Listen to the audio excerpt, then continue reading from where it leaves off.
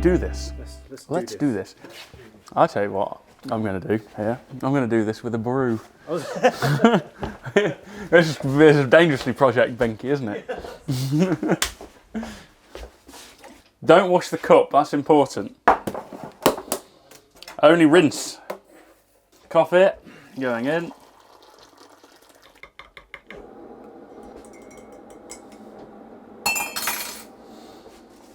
Turn the light off, save energy. Yep.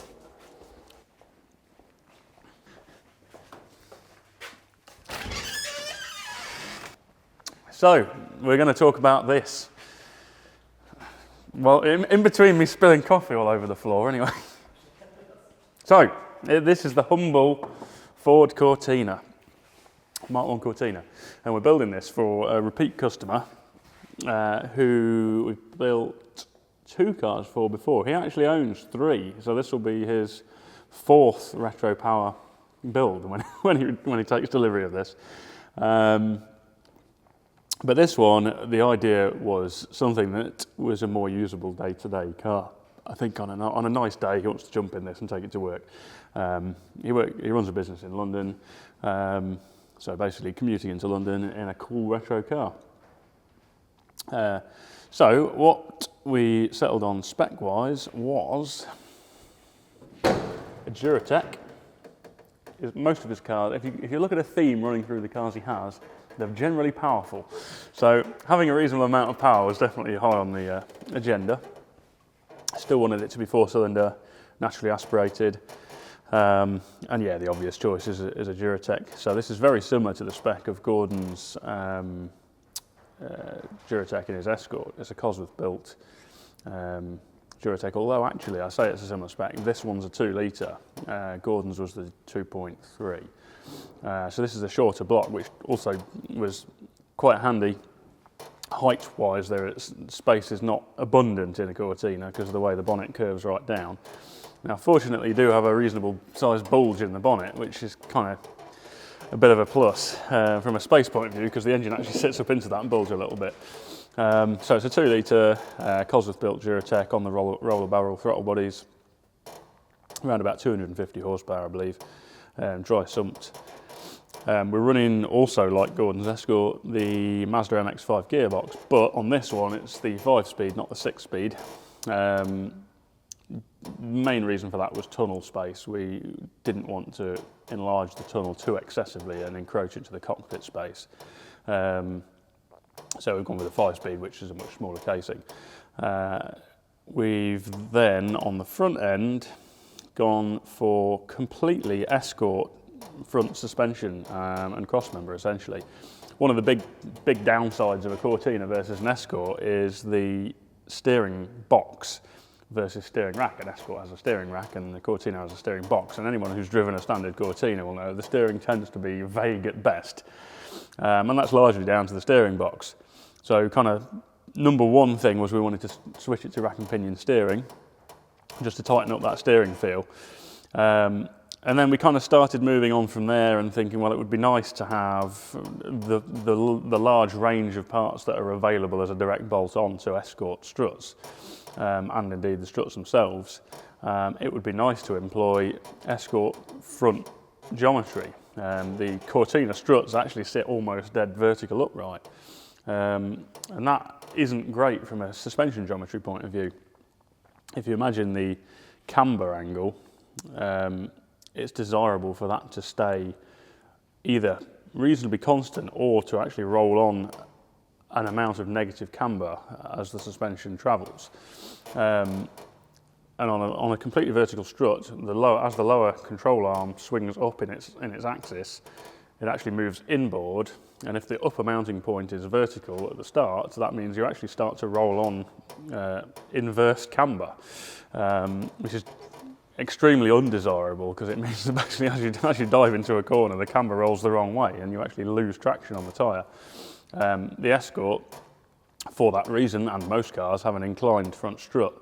So as that lower arm moves through its axis, the strut actually moves in effectively at its top point as well as it moves up that angle, rolling on, either keeping the camber even or rolling more negative on. So that was another reason we wanted to swap to the Escort type geometry. So we basically swapped the whole lot out. We modified the strut tops, brought them inboard to have the exact same separation that you get on a Mark 1 Escort, and I have actually got Bilstein Mark 1 Escort struts in there now. It's Mark 1 Escort track control arms. It's essentially a modified Escort cross member in there. It's an Escort steering rack, and it's complete Escort front hub assemblies. So essentially it is all Mark 1 Escort front suspension in there now. We're doing a 4-pot brake conversion. It's got to fit inside the original steel wheels, which we want for the look. It's definitely going to be a small 13-inch steel wheel, wide set in the arches, low stance. That's definitely what the car's all been about from the start. It's largely been about just a really mean looking, low slung Cortina. Not wildly modified in terms of the look, but just something that's going to be fast and a lot of fun to drive and reliable. So that's what we've done on the front end. We've done a lot of metalwork on this shell. I probably won't bother going into all the ins and outs of the trials and tribulations of how we've got to this point, but certainly there's been a reasonable amount of metalwork on the shell. The last bits we were doing, we've reskinned the doors from this line down. The sills are new. Front wings are originals that we've done quite a bit of work on to get them sort of back to the shape they should be. We've replaced the roof on the car. The dash has been replaced. The bonnet and boot lid are also replacements. I've done some work on the floor pans, the sill on the other side as well. The chassis legs were near perfect on it, so they've not had a huge amount of work. Rear panel's been replaced. That was actually just accident damage that necessitated that. Boot floor's been replaced in its entirety, including the side panels. And as you can probably see looking in here now, these bars, to those who know their Cortinas, were a Lotus Cortina modification. On some of the Lotus Cortinas, they had coilover suspension instead of leaf spring. And the leaf spring actually normally comes back and mounts on the chassis leg under here. And one of the problems they had is that now the weight of the car sitting on its axle wasn't being spread to this point back here. It was all being loaded up onto the turret here.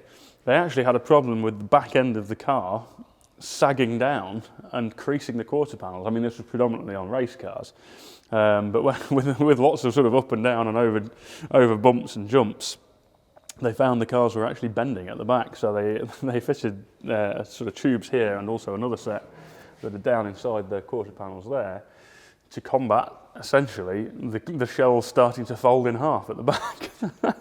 And to be honest, they are an incredibly weak shell as standard. Something which we've tried to improve a lot on this one. I mean, that's been one of our big focuses. As well as some of the changes you'll see when we put it up in the air. We've done some sections in here. I really should have cleaned this out before we looked at it. But if you look just here, we're basically trying to make the chassis leg, which doesn't normally run the whole length of the car, now run the whole length of the car. Originally it comes down under here and meets a cross member just here and stops, and then between this point and this cross member here, where the rail carries on here, there is no longitudinal chassis member. There's nothing between that sill and this sill. There is just floor pan. There are no structural sections at all, which is one of the reasons the shells are so weak. That and the fact that the pillars and the general shape of the roof just is not inherently very strong. So we put these sections in here, and then we're going to do another section underneath the floor pan here to effectively create a continuous chassis leg, which should stiffen the shell up a lot. Also, if you have a look, you can see this kind of heat staining everywhere around the apertures. We've TIG brazed the edges of all of the seams, around the door apertures, around the window apertures. We're going to carry on and do that around all of the floor pan seams, so effectively stitch welding the seams throughout rather than just the factory spot welds, which also adds a lot of stiffness. We added this bulkhead panel in here, again largely in the interest of stiffening the shell up. And then behind here, I didn't show you, but when we were in the boot, we've added some additional metalwork to tie the turrets into the back of that bulkhead and into the side panels there. Just again to try and increase the strength, and particularly increase the strength of the turrets, because it's going to be running coilovers into those turrets rather than, so they've got the spring load rather than just the damping load. You can see the tunnel mods, the actual main part of the tunnel itself, not a lot bigger than standard. That kind of, as I was saying, with the 5-speed MX5 box, it's not a huge gearbox. The biggest change by far being the tower that we've fabricated in there to get the gear shift up through. That's the biggest sort of change, because it has quite a large shifter tower on the MX5 box, but it also has an incredibly nice feeling gear shift, so it's a great gearbox to use. In terms of the interior, we're going to keep it pretty standard. Standard looking headliner, back seat will be standard. All the quarter panel and door card trims are just going to be exactly the original ones. This has got the airflow dash, which is a gorgeous looking dash. It has the GT clocks in it, which look, they're in sitting little pods on there, very kind of retro, almost American sort of looking setup, and the original heater down there, which we've actually modified.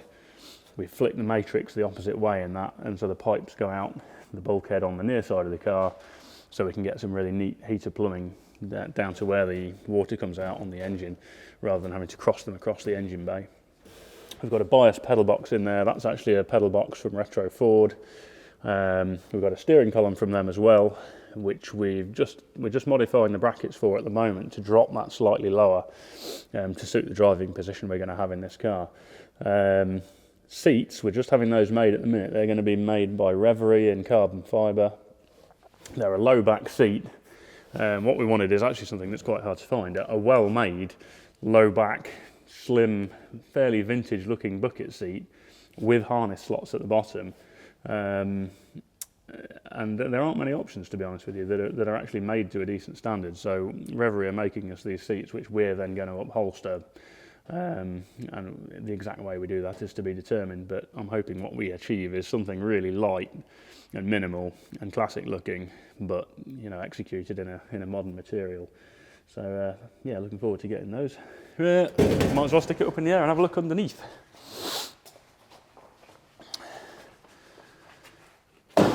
Should have got my cup of coffee. I could have been drinking that while I did this. Yeah, you go and get the coffee. Don't trip over all the stuff. There's a health and safety nightmare around here.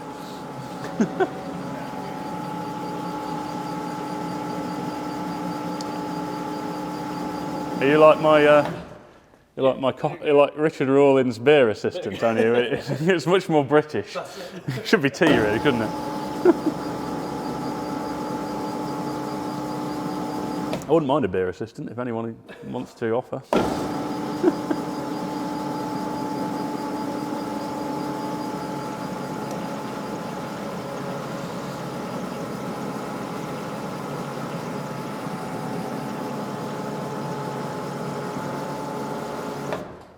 Right, okay, so underneath we might as well start at the front. You can see the cross member. That's actually an item from Retro Ford. It's essentially a reinterpretation of an Escort cross member that's designed to work with the Cortina chassis legs. We've then gone for a tension strut arrangement. This strut here, which does the fore and aft location of the track control arms. On an Escort, typically, you would run a compression strut, which actually goes the other way. The term compression and tension really meaning that when you're under braking, the loads are fed into compression in this bar here, whereas on this strut, when you brake, it's pulling on that bar, so it's in tension. Now, the reason we did that is that the chassis legs kick outboard on a Cortina, whereas on an Escort, they kick inboard as they go back. And you can get quite a pleasant angle on an Escort compression strut, but on the Cortina, to actually mount that onto the chassis leg in a sensible place, it's not as angled as you would like. So we decided on this, a tension strut arrangement would actually make more sense. So we've gone tension struts, which is basically an Escort kit that we've modified to work on this. So yeah, hoping that should work pretty well. You can see the gearbox cross member here that we've fabricated to mount the MX5 box. It's essentially bolted to the original structural parts of the car. We've inserted crush tubes fitted through this original cross member that those bolts bolt up to, and then just plasmed out this cross member and folded it up. There's a cutout here we've put in for the exhaust. Nothing too fancy about all of that. At the back, we've retained the original English axle. That was something which created a bit of ruckus online. Everybody seemed to think we should have put a stronger axle into it, just gone for an Atlas instead. But to be honest, it didn't seem like the logical choice for us. We already had the English axle.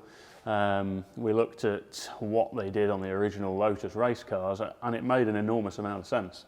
Of course, originally these axles are just mounted on the leaf springs. We wanted to improve the location of the axle, and we didn't fancy running it on leaves just because of the flexibility of having adjustable ride height is extremely handy. And looking at the Lotus setup, they ran coilovers into the turrets, and it was interesting to see the way they did the side-to-side location of the axle was basically using this A-frame arrangement, which makes an enormous amount of sense, because if you look at the Cortina shell, the chassis legs are not particularly strong. I mean, effectively, rearwards of this point here, there's not a lot of strength, as there isn't in a lot of the rest of the shell. But to do lateral location back here with either a Watts linkage or a panhard rod, it seemed like you'd be putting a lot of side loading into an area of the shell that wasn't really designed for it. I mean, you saw from the bars we looked at up there that they had problems with the shell sagging downwards at the back, and we figured you'd get exactly the same problem with sidewards forces trying to just bend these chassis legs. And it seemed a lot more logical to feed those sideward forces into a stronger part of the shell, and I suspect that's exactly why they did that on the Works race cars. So we've basically just done our own interpretation of the Lotus Cortina race cars. We've done fabricated brackets on here to feed the load from the A-arm into the chassis legs where it's a strong point near the front leaf spring mount. These upper arms mount directly to the original leaf spring mount there. And then we've done what looks a strange arrangement, but is also what they did on the original Works race cars, is this additional tube welded to the axle. This is a fairly thin wall tube, so it's not as heavy as it looks, and serves a couple of purposes. It mounts the back part of the A-frame nice and low down, and this is one of the critical things that a lot of people miss on this arrangement, is that it lowers the roll centre massively, versus if you had a Watts linkage up here or a panhard rod mounted onto one side of the axle. You have a much lower roll centre, and when you lower a car with a suspension type that the front of a Cortina has, you lower the roll centre on the front massively, but you don't lower it on the back, because with a panhard rod or a Watts linkage, that roll centre is basically fixed regardless of the ride height, whereas at the front it changes with the ride height. So lowering the roll centre on the back will give you a much more stable handling characteristics on a massively lowered Cortina. And having the A-frame mount down here on this tube achieves that really nicely. So it gives us a strong low down point to mount that A-frame, but it also stiffens the axle up a lot. It spreads all of the torsional forces from the end here and basically spreads them across the whole length of the axle. So all of the kind of acceleration torque reaction and braking torque reaction on the end of the axle here, which would be twisting these tubes, is spread across a much wider area and reduced. So the chances of snapping, because if you look at the axle casing on this, it's all fabricated. It's not a casting as you would get on some axles. That's one piece, that's another piece, all welded together. This piece is essentially just a formed tube with a seam on the back of it, and the ends are castings that are then welded to the end of there. So the chances of something fatiguing and cracking on those welds is quite high. So that adds a lot of strength in that respect, and I think that was one of the main reasons they did it on the Works cars. So yeah, at a glance, it looks a slightly strange arrangement, but when we kind of thought about the reasons they'd implemented this on the race cars originally, it made a huge amount of sense, and that's one of the reasons we retained that setup on this car. We're going to have uprated shafts within that, and we've got an uprated limited slip diff going into it. And then obviously we're going to have coilovers made to go into the original turrets. So yeah, it's a sort of back to basics, live axle, Cortina with Escort front suspension, a Cosworth built Duratec, MX5 gearbox, 250 horsepower, really light, live axle, just masses of sideways fun. And yeah, a really nice kind of just stripped back to basics car, and I can't wait to see it done.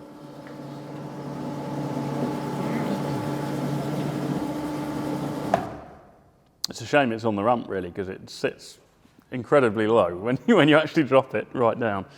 It's also not on its final wheels. Okay. It's going to have 13-inch steels, but they're much wider. They're 7-inch. I think these are 5s or 5.5s, so they're probably 2 inches wider than these, mostly dishing outwards. I did actually have one around, but I don't think I've got it to hand. So yeah, it's going to look pretty awesome with the proper wheels on. The back looks nice and squatted already. Yeah, I mean the rear is about the ride height it will be, because that's a fixed. That's just attached. It's not. It's not sitting on the floor. It's just they're just hanging on there. Some temporary struts we sort of put in there to hang the wheels on. What kind of brum brum noises will this sound? I'm still not doing brum brum noises. That's going to sound good though. Yeah, it's going to be awesome. We're just in the latter stages now. We're doing the lead work on the bodywork. So all of the kind of factory seams where the roof join the A-pillar and the A-pillar joins the scuttle, originally they were filled with lead, and that lead then filed to shape, essentially doing the job of a body filler. But when it's onto an open seam like that, it's really important that it's done with something non-porous, even today. So, you know, lead filling does have its place, and we still use it a lot in this sort of instance. We've also done at the back, the rear scuttle joints are all lead filled and filed. I think we've just got to finish that bottom of that A-pillar there, and some areas around the front wings here. A little bit of finessing of the door gaps and a bit of panel beating here and there to do, but we're most of the way through that. Pretty happy with the gaps on it now, which couldn't be said for it to start with. What else is there to do? Just the provision mainly now for things like wiring and plumbing. It really is the last details now. We've done all the kind of major steps on it, and it's just kind of working out where we're going to route the fuel lines, where the oil lines are going to go, where we're going to mount the ECU, where we're going to mount the PDM, where the wiring loom's going to be routed, and at this stage, you know, making holes in the bulkheads, or you know, putting in threaded inserts for clips to hold those things, and all those little details, so that when this is then stripped back down, we're going to blast it, zinc spray the underside, and then we'll do all the prep and paint on it. And then when it gets through to the rebuild workshop, in theory, it's mainly just bolting stuff on. It's never quite as simple as that in reality, but the more you can build it at this stage, the less headaches there are further down the line. And those headaches are inevitably multiplied by tenfold when it's a shiny painted car.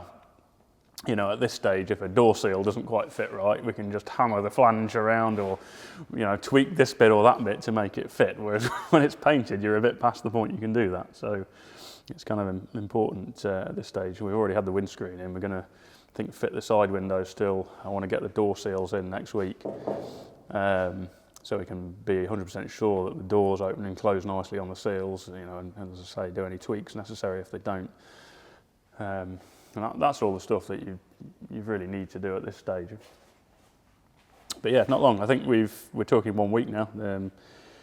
The seats are due to come Friday next week, or the first of the 2 seats anyway. So we're going to do all the remaining work Monday, Tuesday, Wednesday, Thursday. Friday we're going to get that seat in, which will then allow us to do the fabrication of the seat mounts. And that is literally the last job. So hopefully Friday afternoon next week, last job ticked off on metalwork. So then Monday we'll be blasting this. Well, we'll probably have to strip it down, I guess, Monday, Tuesday. So the following week we'll strip it down. Then we'll be blasting it, zinc spray it, epoxy prime it, and then over to Gaz, and he'll be doing all the prep for paint. And I guess that's probably going to be 5 weeks perhaps on the paint.